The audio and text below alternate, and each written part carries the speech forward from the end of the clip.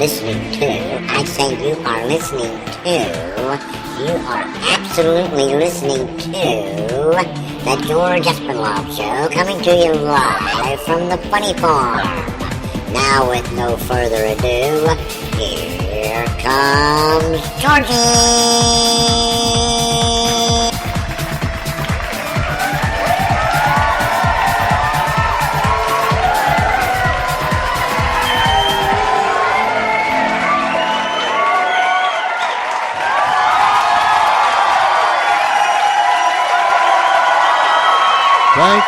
Thank you, Charlie.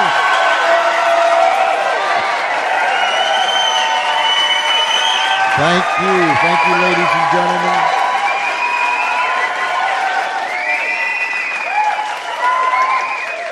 Thank you, everyone, from those down the street, around the corner, across this great nation, and around the world. I welcome you to another George Espenlaub show that comes to you every night, live from the Funny Farm in a place called Our World. And as we tell you every night, and we do it for the benefit of the new guys and girls that are tuning in, we have no idea where our world is. We just live here. We have no specific mailing address. We don't even have a mailbox put up. But we do have email. George CE, that's George CE at Comcast.net, George CE at Comcast.net. And thank you for those that have been emailing us. Thank you for those that are going to email us. And we will answer each and every one of your emails. We will reply quickly. We have a tremendous show tonight. This has been an incredible week. I mean, they've just put me on the edge of my seat. Monday, Tuesday, Wednesday, Thursday, and tonight will be no exception. Mr. Dale W. Cox, who has written the book Top Secret Flight, is with us tonight. He's going to be sitting in the chair, and he's going to be sharing with us some very interesting facts about World War II and the book that he wrote, Top Secret Flight. You can go to his website, topsecretflight.com, and there you can read all about it. With no further ado, as Charlie always says, we're going to bring Mr. Cox on right about now. Dale, welcome to the show. Thank you, George. And first of all, I want to say thank you, sir, for your service to our country. Thank you. I appreciate that. You have led a very interesting life. So I wonder, would you give us a little bit of background on yourself? Sure. Top Secret Flight was my first book, and I was 21, still at the Naval Academy when this all occurred. I didn't know from nothing about top secret missions in March 1942. We graduated in June 1942, and in December I was in the South Pacific at Guadalcanal. We stayed fighting the Japanese there for another year, I guess it was. And then I went to a new ship, Shangri-La, an aircraft carrier, glamorous ship, and went back in the Pacific. Left Shangri-La after Hiroshima, was put ashore at Iwo Jima, and was flown back to flight training. After I got my wings, I went to a squadron, and then I went to graduate school, ended up in 1952 at Caltech. Then I was sent to, in the Korean War, I had a photo crew, 11-man photo crew, and that was my first association with the CIA.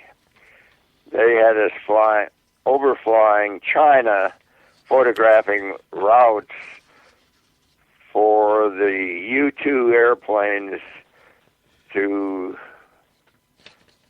go over China, expecting the first nuclear test by China out on the near Mongolia, which happened, and we were obtaining the radio intercept information and so forth several years ahead of when that happened. And through my 3 associations with the CIA, I learned about the top secret flight over Tokyo. The first association was at Korea, where we were controlled by the CIA. The second, after retiring from the Navy with 20 years, I went to work for the CIA for 8 years. The third association was my very good friend Norm Nelson, a hero of the Cold War, and the third director of the Skunk Works. When his wife died in 2001, he and I started having monthly luncheons in El Segundo. That's when he started telling me about all of the actions that he'd taken. He never mentioned them when I was working for him. He was the engineer on the B-17s, converting them to photo reconnaissance for the March 1942 flight over Tokyo. So, and I have a 4.5-hour video interview with Norm Nelson telling about his career.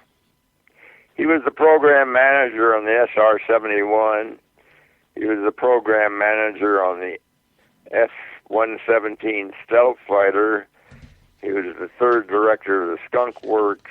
He was a consultant at Lockheed for the last 15 years of his life. Where could we get? Could we find that video? I mean, is it available somewhere? I think so. Yes. Depends on. I have it, of course. I own it. Mm-hmm. I paid for it. His oldest daughter, was there to give authenticity to the event. But I was worried about top secret flight. Nobody'd believe it. And he, on video, explained what he had done back in 1942, converting the B-17s, and he was not allowed to meet the crews. He didn't know when they left. He eventually found out about the success after the Doolittle raid, and that's what the whole mission was about, was getting photos for the Doolittle raid on April 18th, 1942. We, ladies and gentlemen, if you want to go to Mr. Koch's website, go to topsecretflight.com. Topsecretflight.com. If you want to call in and ask our guest a question or several questions or make some comments, 302-497-3414. Again, that's 302-497-3414. That's a Skype number, and the reason why we have that number is specifically for people that doesn't have Skype. They can call on their cell phones or even from the comfort of their own home. That number one more time is 302-497-3414, or if you've got Skype on the many devices that you can put Skype on, you can just hit george.espenlaub, ESPENLAUB. So we've opened up the phone lines. Let me ask you, Mr. Cox, why didn't the American public know about this? I mean, even years later, why was it kept top secret? It was divided into sections so that nobody at the time knew what the other person was doing. Norm Nelson never knew anything else about the mission after he had converted the airplanes to photo reconnaissance. It was very much compartmentalized because the Navy had two carriers in the Pacific at that time. The loss of one or two carriers would be very, very serious for the Navy. And both carriers were committed to the Doolittle raid. So that's the reason it was never disclosed. After the Doolittle raid, the success was quite public, but not how they got there and not the photos for the bombing of the various cities was still totally classified. You know, what really amazes me, and wasn't one of the themes, excuse me, back in the Second World War, loose lips sink ships? Right. That was a big thing. What advertising. What amazes me is how the American people performed, did their duties, and the military did these secret missions, and there was no such thing as we have today called leaks. Right, exactly. The American people were totally behind the military after Pearl Harbor. I know the answer to this, but I'm quite sure you would agree our country has changed tremendously since those days. That's right. I agree totally. When this man did his thing, he equipped these airplanes with the photo abilities, correct? Photo reconnaissance, yes. So when you say that they did them in sections, let me see if I can put this down on the bottom shelf where I can reach it. Somebody did something, and then he came and he did something, and when he did his something to these aircraft, there was nobody else around that had already done something. I mean, they'd come, they'd do their thing, and they'd leave. Is that about right? That's about it, right. Nobody knew how he was modifying the airplane. Maybe Jimmy Doolittle did. He was much involved, but there was no committee. There was no oversight. Everything was get it done and get out there and do it. And everybody be quiet about it.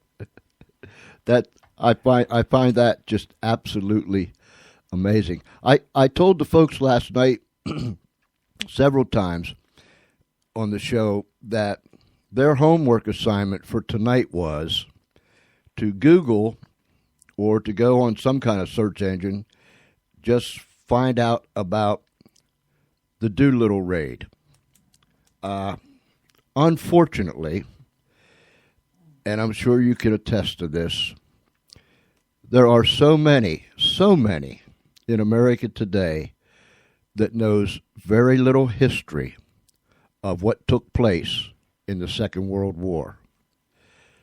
And That's correct. I feel that it's a shame. I mean, it's a tragedy because there's so many golden nuggets, so many heroes, so many men and women that literally rolled up their sleeves and went to war and produced the machinery that the war could keep going, and so on and so forth.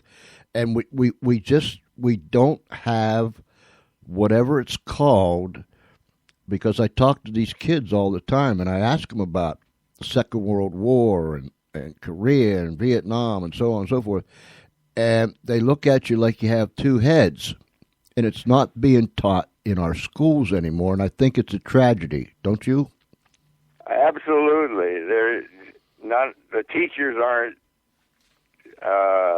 capable of presenting historical facts like that to get their attention, or maybe they don't even allow it on the curricula, for all I know. Yeah, they're not teaching history as it was taught when you and I went to school. That's right. They're not teaching history, and they skim over civics and geography, and they're more worried about these tests that they do all the time than the math, reading, and arithmetic. Well, that is the math, but reading, writing, and arithmetic. This man that sat down with you and told you about this secret mission, could you tell our audience, for those that didn't do their homework, what the Doolittle raid was? The Doolittle, after Pearl Harbor, the entire country was in shock, and the Doolittle raid was conceived by General Hap Arnold and Jimmy Doolittle to get information on Japan. Nobody thought it was possible for an American airplane to fly over Tokyo. So these three B-17s, they took all the armor out of it, all the guns, everything, and put gas in it, new fuel tanks. The wing tanks were called Tokyo tanks. And to this day, they're referred to in if you look up the Doolittle raid or look up B-17s in World War II, you'll see Tokyo tanks. Nobody ever explained what a Tokyo tank was. Was that Norm Nelson design that put it in the B-17s to give it the range to get to Tokyo, among other changes. That Jimmy Doolittle, he, if I'm correct, if I'm not, please correct me, but he came up with, for lack of a better term, such a lame brain idea back then that he could fly off of and land these big planes on a carrier. Is that how it was? No, they did not have the capability of landing on a carrier. Okay. But they did have the capability of taking off. And they proved it down in Florida at an Air Force base. And then all the 16 crews trained to take off from a carrier, pull the nose up, get it in the air, and so forth. So the Hornet, which was the carrier with the 16 B-25 bombers aboard, successfully launched, every one. There was no problems with any of them. I mean, the takeoffs, and the only problem was that they were discovered by a Japanese fishing boat and launched the planes about 500 miles further out than was in the schedule. So the pilots and the crews all had to bomb Japan and then make for China with reduced fuel, and very few of them got away clean. Most of them bailed out or had other problems. One landed in Russia and was captured there and stayed captive during the war. The Russians didn't want to get involved with the Japanese.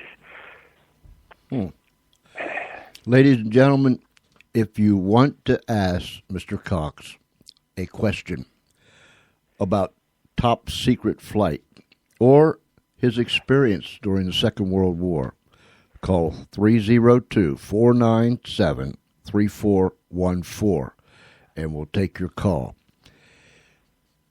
They flew this mission.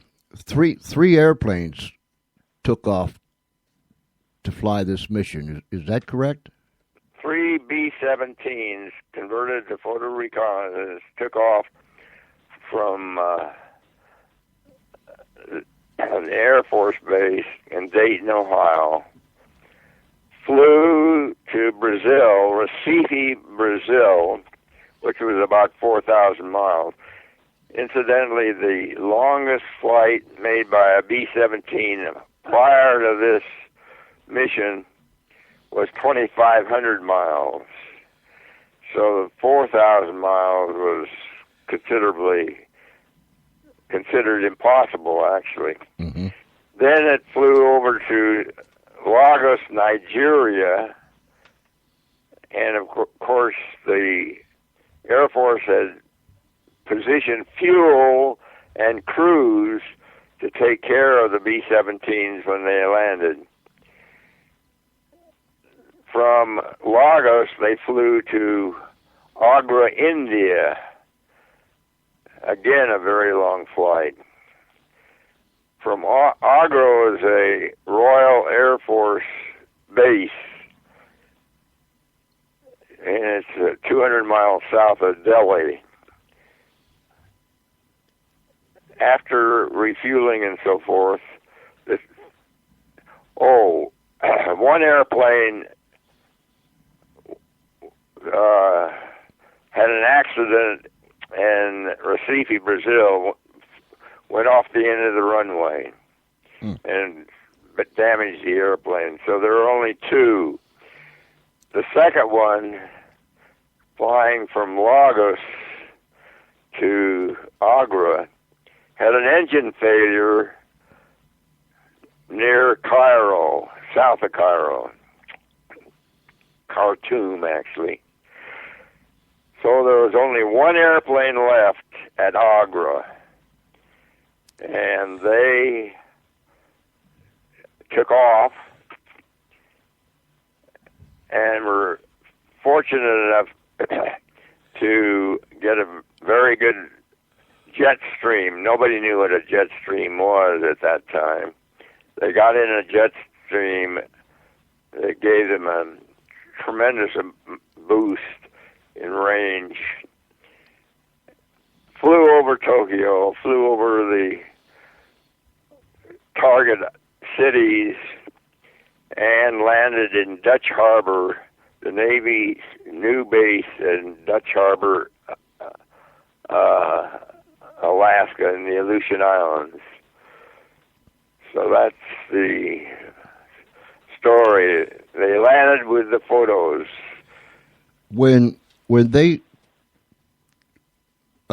When there was one left, and they was pressing on with the mission.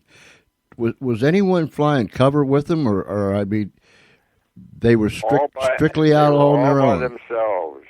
Oh, my goodness. All the way. The 3 airplanes did not have any escort or any. What they did have was support at each of the landing fields. Mm-hmm.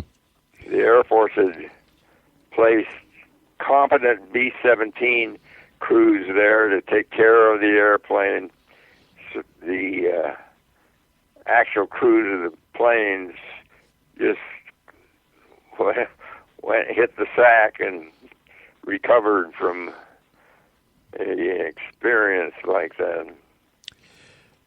Did you say that they they stripped the guns out, so there was no armament in the aircraft? That's correct. No weight that wasn't associated with getting the mission, the photos. That's all they were interested in. They weren't even sure that they could get from Agra over Tokyo to Dutch Harbor. The tailwinds and flying at 30,000 feet, these 3 airplanes had superchargers, the first superchargers, which allowed them to fly at 30,000 feet.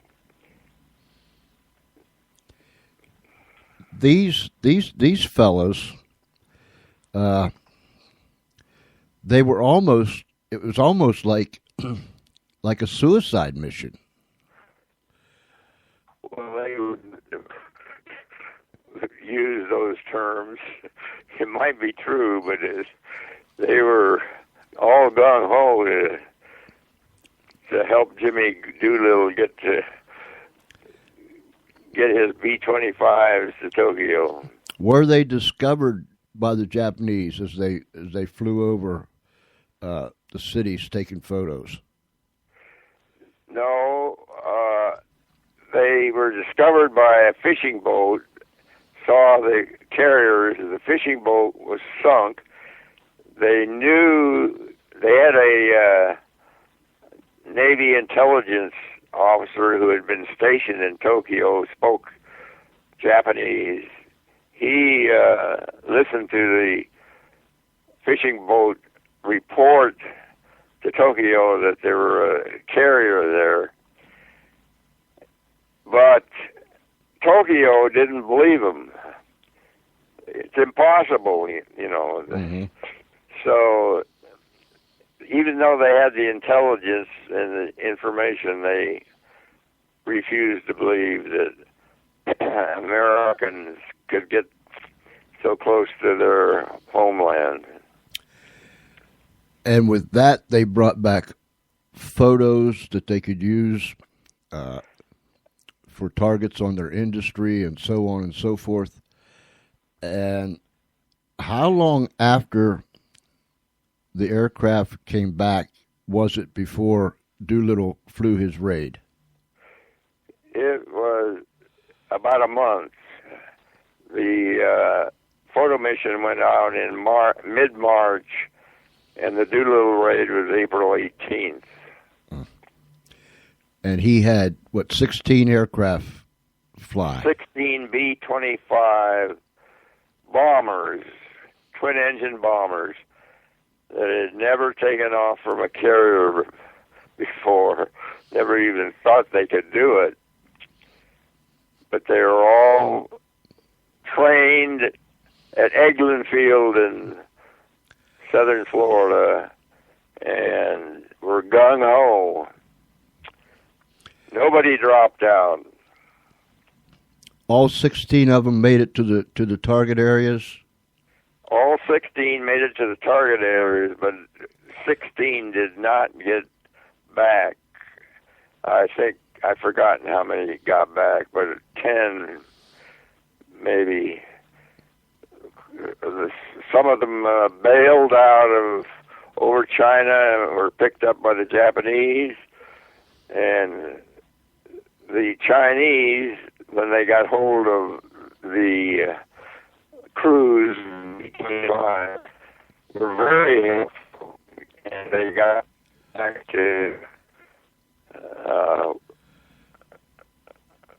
I've forgotten the name of the city where Chiang Kai-shek kept his Air Force base. These men, if we could speak to them today, I'm sure that each and every one of them, if we were to ask them, if you had to do it all over again, would you do it? I'm sure that each and every one of them would say yes, don't you? Absolutely. They still have about 8 pilots and crew of the Doolittle raid. They have an annual meeting, and Doolittle's granddaughter, Donna, is, I don't know, the secretary of the group. But they meet every year in different places in the country and get quite a bit of publicity when they do. And rightly so. If people want to buy your book, where can they buy it? Top Secret Flight. Amazon.com. And everybody knows Amazon.com. Can they buy it in Kindle form? Yes, they can. Thank you. It's in Kindle, and it's hardcover and paperback. Top Secret Flight. Now, when you wrote this, it's a fictional book mixed with true facts. Is that how you depict it? Yes. Yeah, it's all, the crews are fictional, and the only thing that is actual is the mission itself. There's nobody that knows anything about the mission other than Norm Nelson, and he knew the results later on, and of course he knew that he'd extensively modified these 3 B-17s to the country's first photo reconnaissance. How long did it take him to do that? Did he ever tell you? They worked day and night, and it took about a month. The highest priority possible at Dayton, Ohio, the airport in Dayton, Ohio. That time it was the Army Air Corps. When you started to write this book, number one, how long did it take for you to get all your materials together and researched, and how long did it actually take you to write it? A couple of years. And the reason I was, quote, honored was I worked for Norm for 8 years. He never mentioned anything like this. In 2001, his wife died unexpectedly, a big shock. And that's when Norm and I started having lunch in El Segundo every month, twice a month. He then started telling me about his career.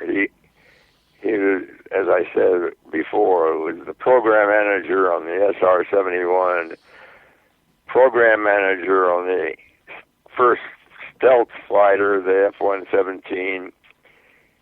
He was the senior CIA agent aboard the Glomar Explorer that brought up the Russian submarine with its nuclear weapons from 17,000 feet. And he was also the person that took a video of the naval ceremony of burying the 6 Russian sailors that were recovered from the submarine in Khrushchev about a month later.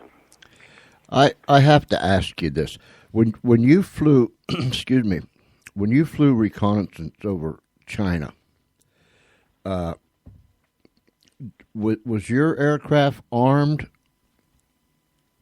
Yes. Yeah, we had a normal twin-engine patrol plane converted to 2 K-36. The first K-36 cameras. That's 3-foot focal length, and they would take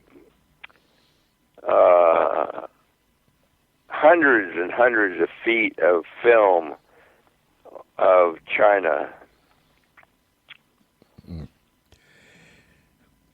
What when you was writing this, what was the most challenging part? Well, I guess the answer to that is there are 2 photo planes. One of them was shot down by the Chinese, and the crew that was recovered by a destroyer, not all, but I think 7, appeared on the cover of Time magazine, January 1953. And that was a dramatic incident that didn't happen to me, but happened to my buddy who was bailed out. The Chinese shot the tail off, and they had to land in the ocean with 30-foot waves. When you wrote this book, and it took you a couple years to get it all finished, right? I imagine that you wrote from experience and with lots of research. That's correct. Absolutely, lots of research. By that time, I'd had Norm on video, and then he died in 2003. And I gave his eulogy,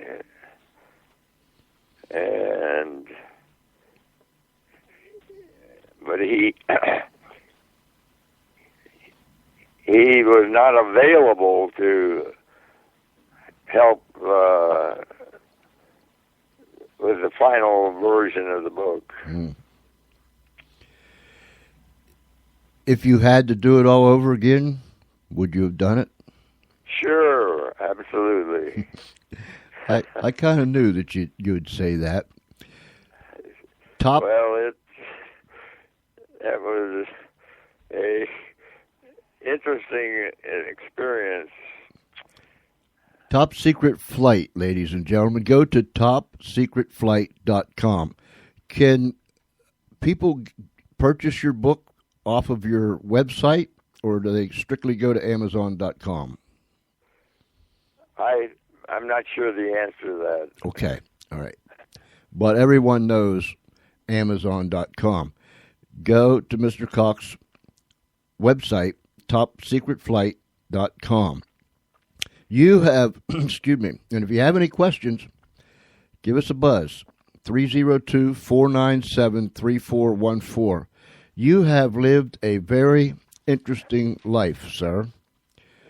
Thank you. When I was reading this, let me grab my paraphernalia here. You have, you set 2 transcontinental speed records? That's correct. I was a Navy test pilot, and at Patuxent in 1956, and I was selected to fly Admiral Arleigh Burke to Russia to meet with the Russian head of the Russian Navy, and I was going to fly him in my A3D twin-engine bomber that just arrived at Patuxent. There were 4 of them there, and the reason I was in Germany when they called me back because of the Israeli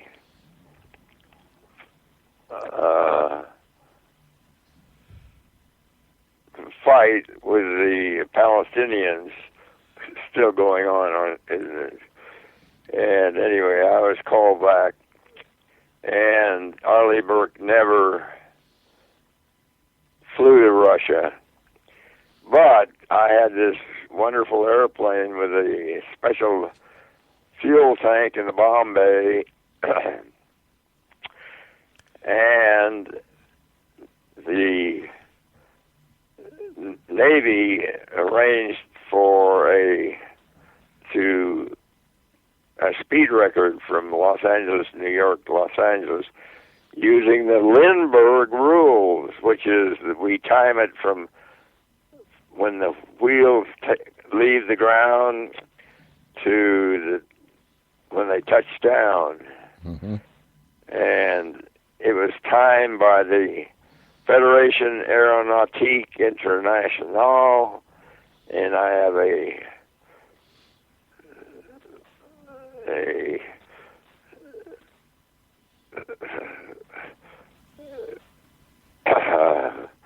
well, it's a plaque saying I set the record and what the times were and the dates and so forth. You know, going back to your book and to this secret message. Now, I can get my head around the fact that it was never reported to the American public. But what really fascinates me, that it was never revealed in any military history. Is that right? That is correct. It was totally compartmentalized. One little section did not know what the other section was doing. The 3 crews were trained, but they did not know about the photo mission, and so there was just no place that you could go to find out about the whole flight. I have this question. When those men lifted off to begin their mission, or first of all, when they entered their aircraft after everything was modified and everything was ready for the mission, did they know going into that aircraft, or were they briefed ahead of time, and they knew they had no weapons ahead of time, and also they made some long-range flights, 12 hours, around the United States, practicing. So now they could become familiar with their aircraft and right, exactly, the capabilities of the aircraft. Totally different from a standard B-17. As I said, the standard B-17 longest flight was 2,500 miles, and the longest one that the third plane made was 6,500 miles. Mm. Mm. And as the book says, engines, one of the engines quit fuel starvation while they were in the traffic pattern in the Aleutians, Dutch Harbor. The other thing that I find amazing is after this mission was over, and for years to come, these men that survived, and these men that flew this mission and came out of service or retired from service, I find it amazing that none of those men said anything to anybody, and it all stayed under right where it was supposed to be. I find that absolutely amazing.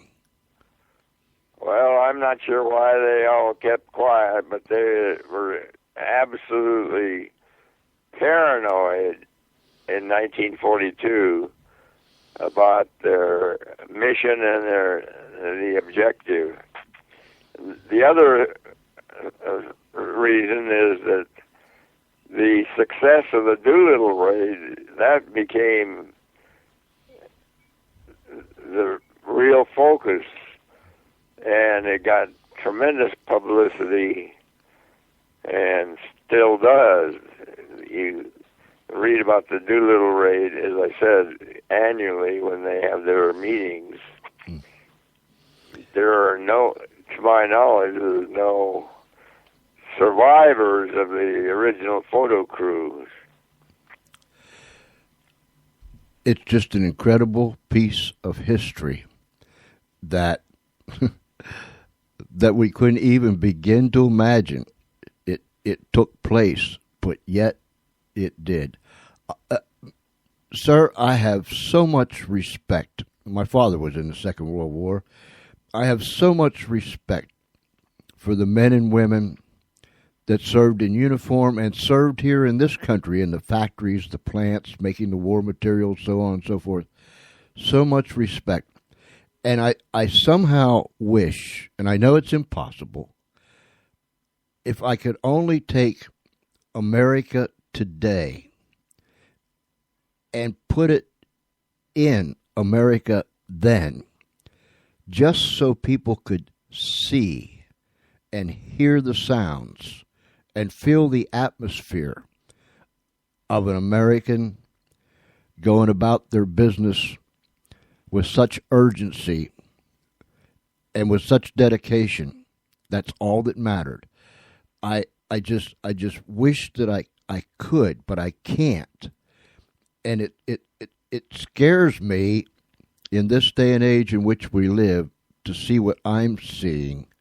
How do you feel about it? Well, I'm with you 100%. I've got a little story to tell you that's kind of humorous. We lived, when we were overflying China, we lived in little huts, 4 bedrooms, and a central area. We had 2 16-year-old Okinawa girls that took care, made supper for us or all our meals while we were there, and took care of all our laundry and getting the...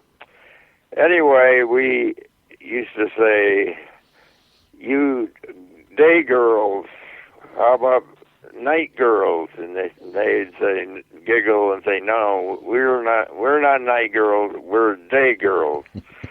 And when we'd come back from a mission, we'd often have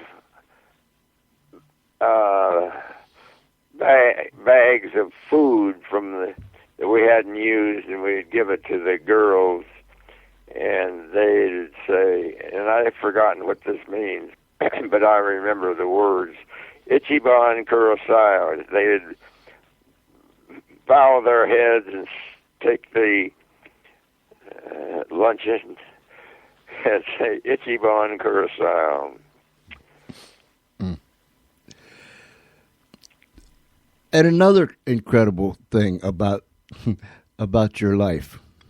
Would you please tell the audience, and this is most amazing, how long you and the missus have been married? 67 years with the same woman, and we're still happily talking to each other each day. Now that is a feat in itself. I mean, that is a major that's a major accomplishment. 67 years. My goodness. She must be some kind of lady, sir. I tell my wife if I was married to me, I wouldn't be married to me. And I've told her, if you ever leave me, I'm going with you. But that's incredible. 67 years. Ladies and gentlemen, Top Secret Flight. Top Secret Flight by Dale W. Cox. Get the book. I've got it. Mine arrived late yesterday afternoon. And I started it, and I'd get mad because I had to go do something. So I'd have to put the book down so I could see what I was doing. And then I'd pick it up. So I've been putting it down, picking it up, putting it down, picking it up all day long. And after the show tonight, and I get myself unwound, I'm going to sit down, and I'm not going to do another thing except read Top Secret Flight. It's a magnificent read. It's incredible. And it was written by a man who experienced the Second World War, along with his brothers and sisters. And ladies and gentlemen, that's what made this country so great.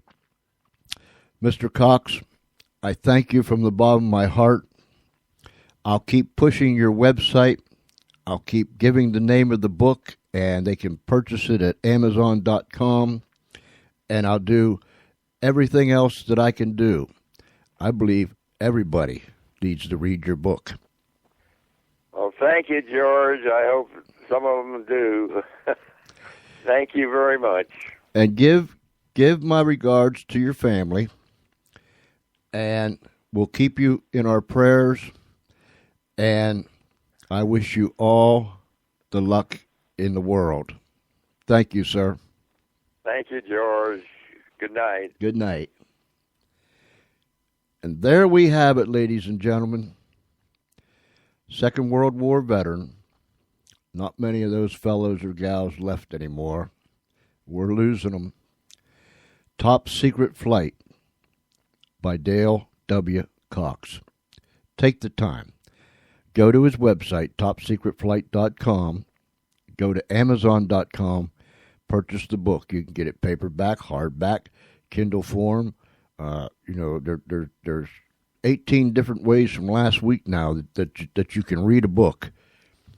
Amazon.com. Top Secret Flight by Dale W. Cox.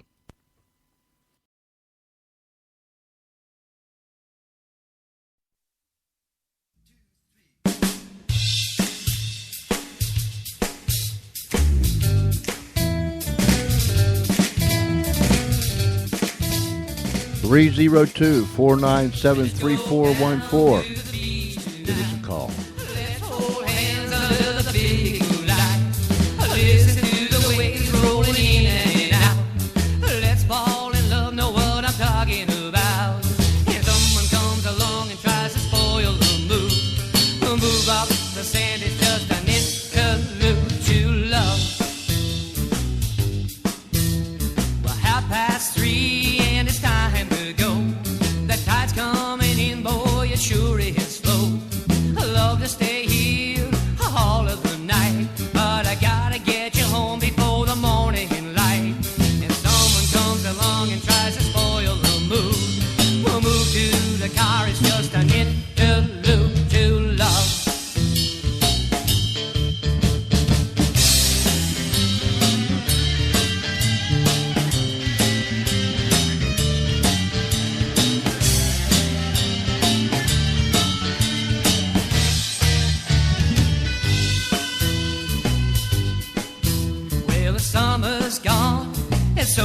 are you. I can't wait for August so we can pursue the same kind of love that we had that night, lying on the stand under the big moonlight. But someone came along and had to spoil the mood. You moved away, it's just an interlude to love.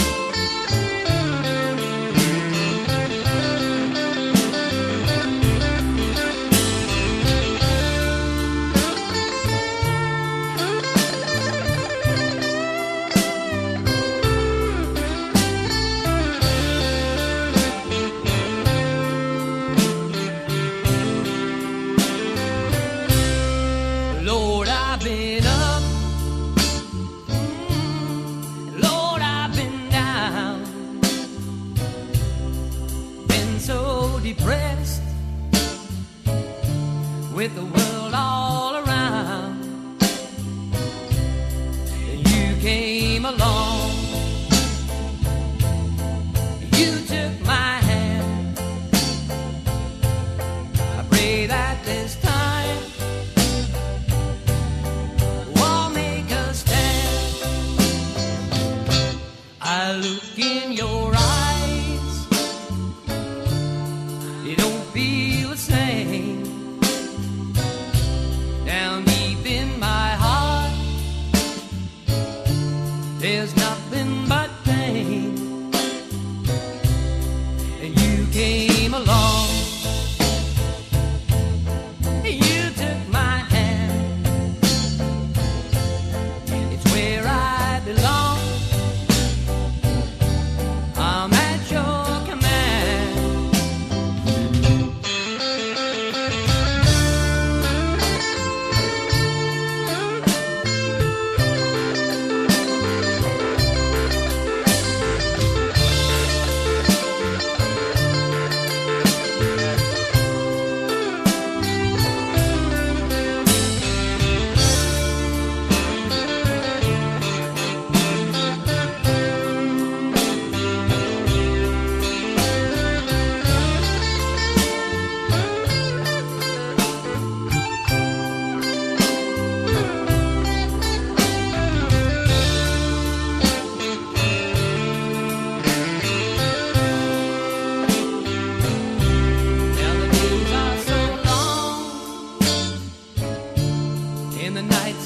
So cruel.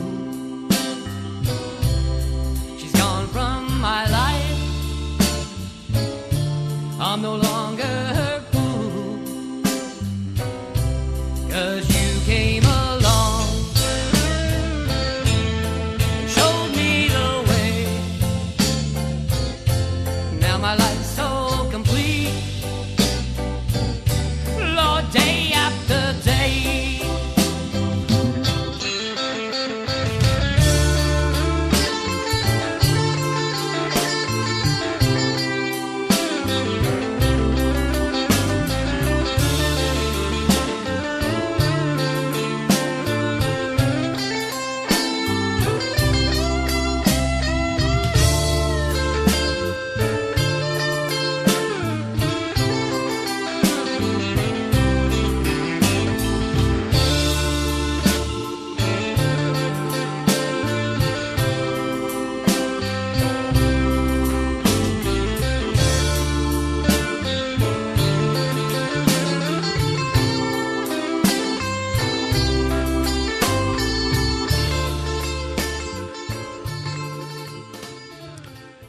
I want to ask you something. Just picture this in your mind, or roll it around in your mind. Of course, when I roll something around in my mind, it continually rolls because there's not much there. But anyhow, roll this around. In order for the United States to be able to bomb Tokyo and the major cities of Japan, we had to know where the industries were, where the fuel lines were, the military forces, the so-ons and so forth. We needed to know that. Without these men flying this incredible mission in these modified bombers that had been stripped of armament and replaced with cameras, without that information, 3 started out, 1 completed the mission. Without that information, Doolittle would have never been able to run his raid 3 months later. Until they had that information, it was vital. You have to know where you're going. You have to know what you're going to do. You have to know where it is that you're going to do what you're going to do. But without knowing where it is, you can't do what you want to do. I think everybody got that. Don't make me repeat it because I can't. So without this mission, and as he said, all the focus was on Jimmy Doolittle and his raid. Read about Jimmy Doolittle and his raid. If you didn't do your homework last night, do it now. It's very interesting. It'll captivate you. But without the reconnaissance, there would have been no raid. And these men literally flew into harm's way in order to make this raid and other raids possible. And at the time that this happened, you must remember this is 1942. Pearl Harbor was only several months behind. December 7th, 1941. This was in March and April of 1942. So there was only several months that separated Pearl Harbor from now.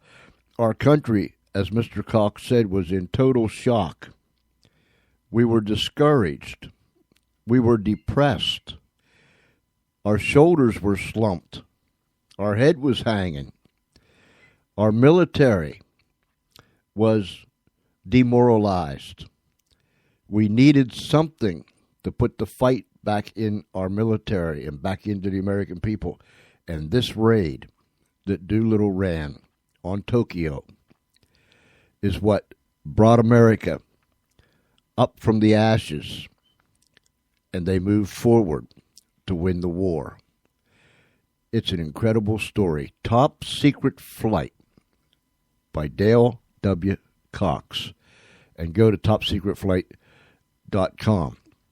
Get that book. Amazon.com has it. Top Secret Flight by Dale W. Cox.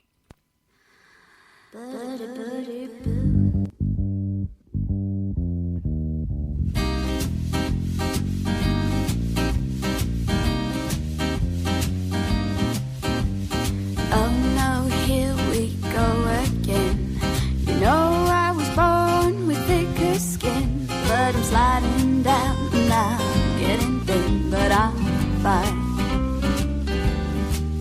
I don't roll up my blinds these days because I'm hiding from the daylight's rays. My mama thinks it's just a passing phase, that I'm fine. And I'm not saying that I need your help right now or anything. Give me a little more time, I'll be fine. And I'm not saying I'm about to jump out of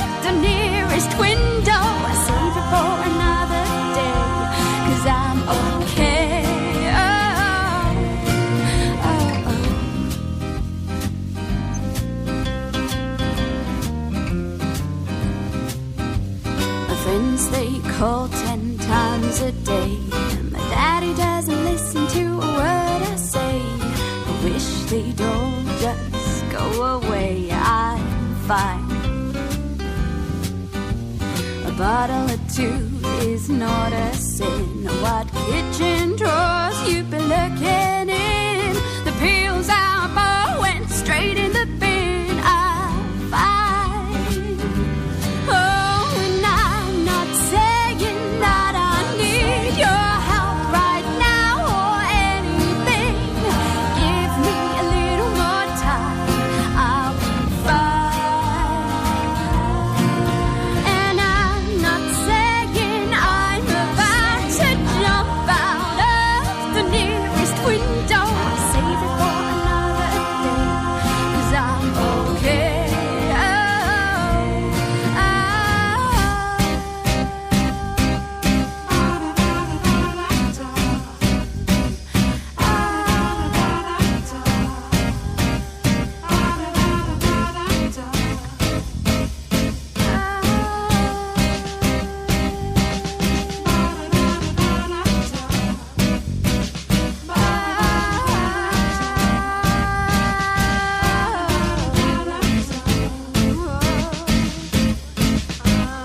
Just because I want to hide doesn't mean it's suicide for me. Yeah, you will see I'm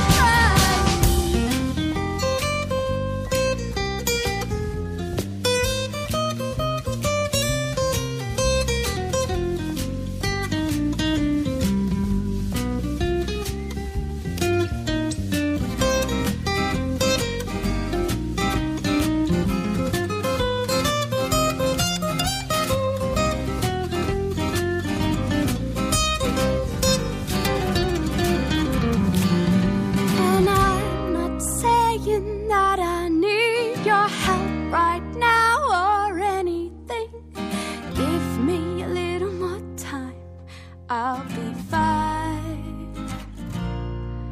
And I'm not saying I'm about to jump out of the nearest window. Save it for another day, 'cause I'm okay. Oh, and I'm not saying I'm about to slit my wrists. I've no intention.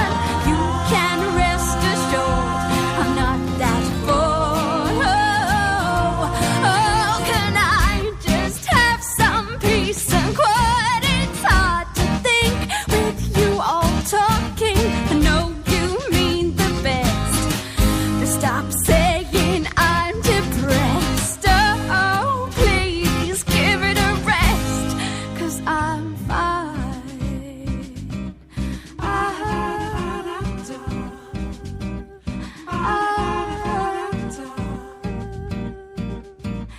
You don't have to worry, 'cause I'm fine. Let me give you, what do we want to call it? Schedule? Let me tell you what's happening for the next, excuse me, 6, 7, 8 days. Don't forget, Saturday night at 6:30 p.m. Eastern Time, here on the George Espenlaub Show, we run Pacific Garden Mission's program entitled Unshackled. It's a true story of true individuals that find themselves in some real dilemmas. And they come out on the other side in real good shape. Tune in tomorrow night, 6:30 p.m. Eastern Time, for another exciting episode of Unshackled. And then again Sunday morning at 7 a.m. That's 7 a.m. Sunday morning. We play another exciting episode of Unshackled and another true story, excuse me, of another individual.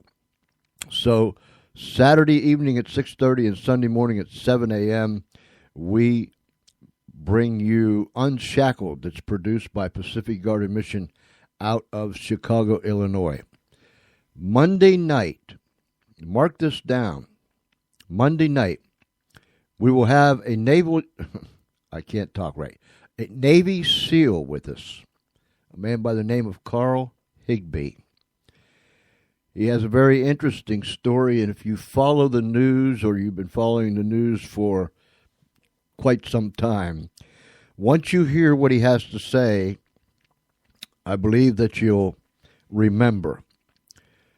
Carl Higbee, Navy SEAL, Monday night.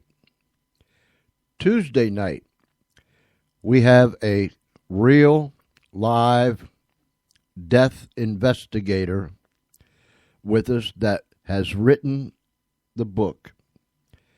It's called Blood Beneath My Feet. It's a true account of Joseph Scott Morgan's life and his work and some of the dire effects that this job has left upon him. So, Tuesday night, Joseph Scott Morgan, a death investigator who worked in New Orleans and Atlanta and performed over 7,000 autopsies, and he will be telling us some of the things that has happened in his life. That's on Tuesday. On Wednesday, we have Mr. Ken Jones. He has written a book, Saved by the IRS. He has a story to tell of how the IRS stormed in, shut down his businesses, not business, but businesses, confiscated all his things, and just about ruined him. He will be with us to tell us about a real-life nightmare on Wednesday.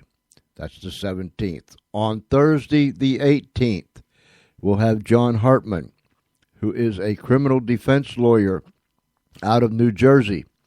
And he will be sharing with us some of the funny things, some of the light stuff that happens in a courtroom.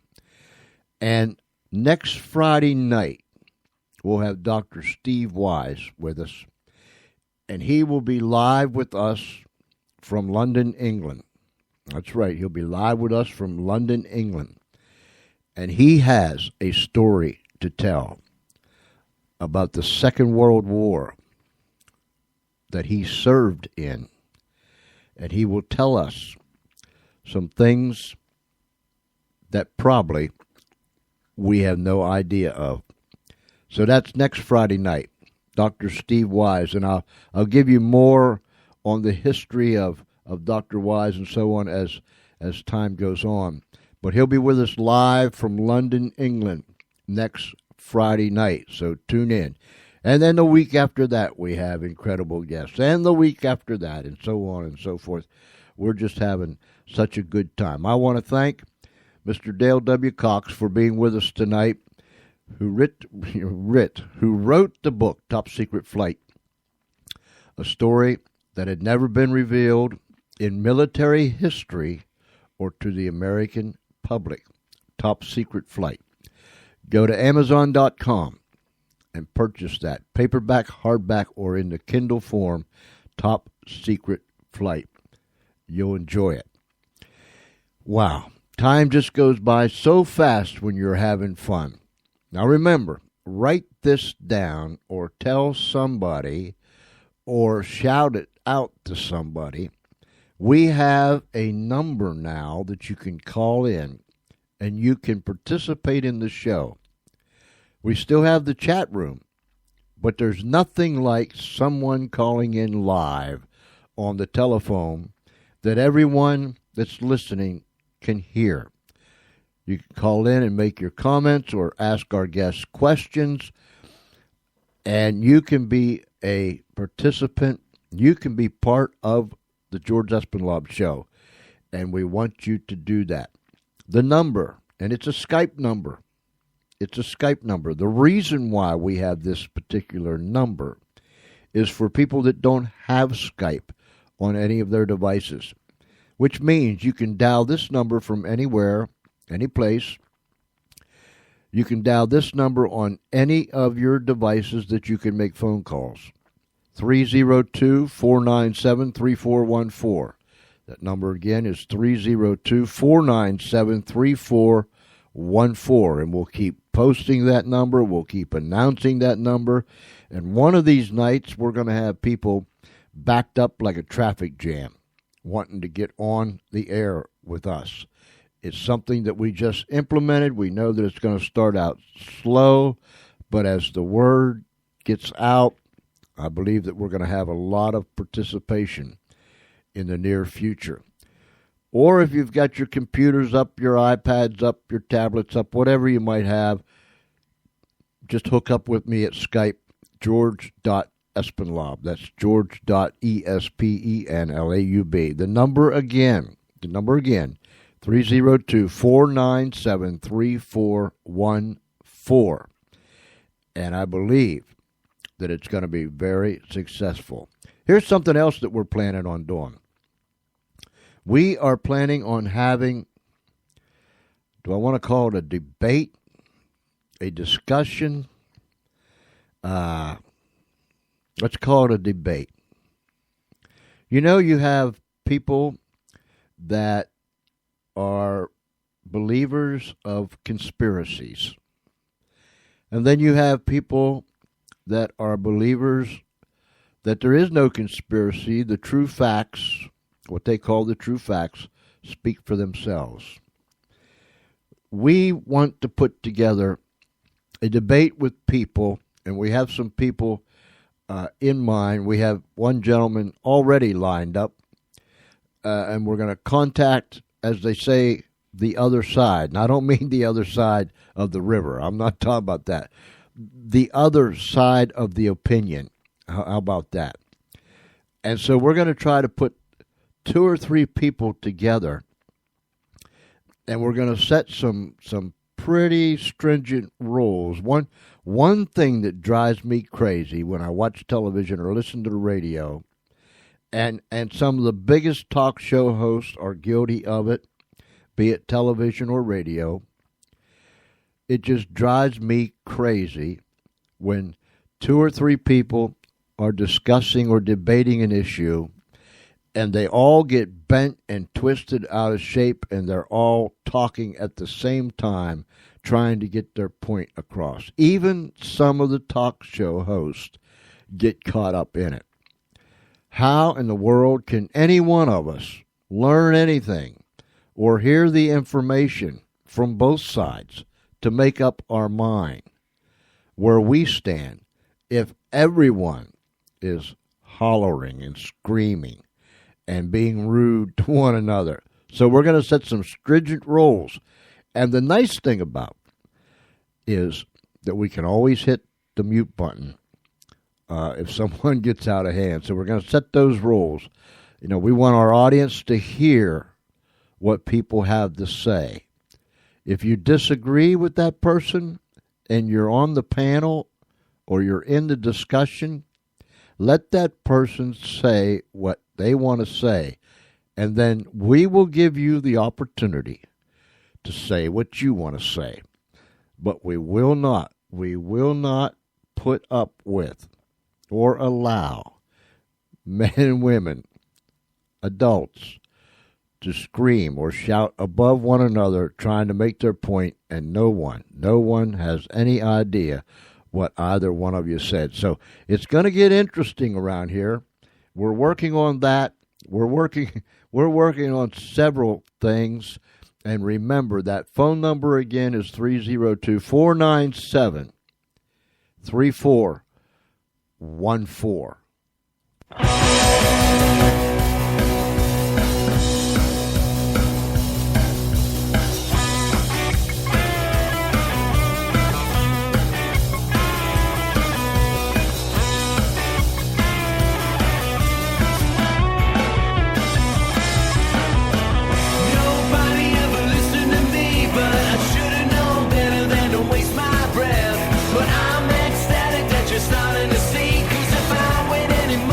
I'm cheating and death.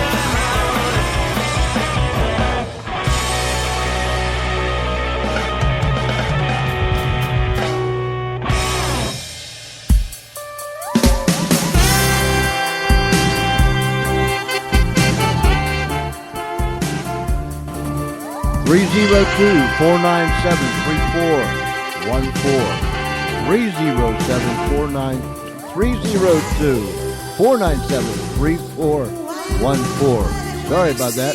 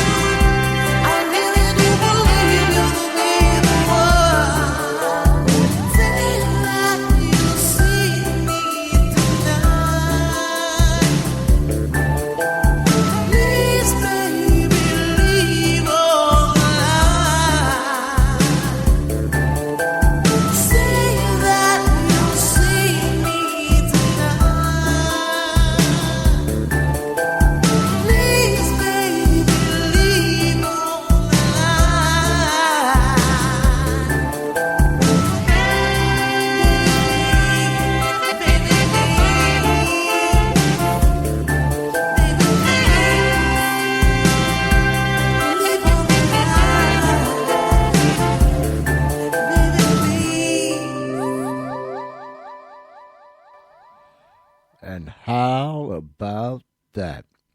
This is Friday night, and you're listening to the George Espenlaub Show, coming to you live from the Funny Farm in a place called Our World. And nope, we have no idea where that is. We just live here. That's all we know, and that's good enough for us. I want to say another thank you to Dale W. Cox, who is the author of Top Secret Flight. And it tells the story. It gives the account of a secret mission that was run during World War II by modified bombers, by modified aircraft that paved the way for the Doolittle raid on Tokyo. It has never been revealed to the public before, and there is nothing in military history that talks about it. Top Secret Flight by Dale W. Cox, and you can get it at Amazon.com in hardback, paperback, or in the Kindle form. So, do yourself a favor and pick it up. Top Secret Flight. Remember, tomorrow night, Unshackled. Sunday morning at 7 a.m., Unshackled. And then Monday night, Carl Higbee, Navy SEAL, will be with us at 6:30 p.m. Eastern Time. Something just don't feel right here. What is it? What is it? Did you do something here, Charlie? Hold on with me here. What do you got going on here, Charlie? Fix me up. That a boy. Okay, that's better. Why didn't you do that in the first place? Okay, where was I? All right. We are going to get out of here. Excuse me, ladies and gentlemen. The other thing I want to say about Mr. Cox, you remember, there's not many veterans of World War II left. Men or women. Men and women that served in uniform, men and women that served in our factories and in our plants, that made the war materials so that the men overseas could fight and win the war. My mother, she worked in a factory in Harrisburg, Pennsylvania, really in Mechanicsburg, and she did pistons that went into an airplane. And thousands upon thousands, hundreds of thousands of women, perhaps millions, rolled their sleeve up when the men went marching off the war, and they worked in the factory. Read about it. Read about it. Learn, absorb what these men and women did, how they sacrificed, how nothing else mattered except absolute, total, complete victory over an enemy that attacked us. Quite different than today. Quite different than today. So read all about it. And these men and women, there's not many left. Not many left at all. And they're up there in age. Mr. and Mrs. Cox have been married for 67 years. I find that fascinating. 67 years. So go to topflight.com. You can read all about it. I see the caboose coming. It's coming down the track. It's almost here. So Charlie and I are going to jump on it and ride it out of here for another night. But listen, tune in tomorrow night, 6:30 p.m. Eastern Time, right here on the Spreaker Network. Tomorrow night, we will be playing Unshackled, which is produced by Pacific Garden Mission out of Chicago, Illinois. So tune in, 6:30 p.m. Eastern Time, tomorrow night. I want to thank you. Thank you for hanging with me. Send those emails, georgece@comcast.net, georgece@comcast.net, and we'll answer them right back and send them at you again. Till tomorrow night, remember, there's a whole lot of love that comes to you from the Funny Farm. We care about you.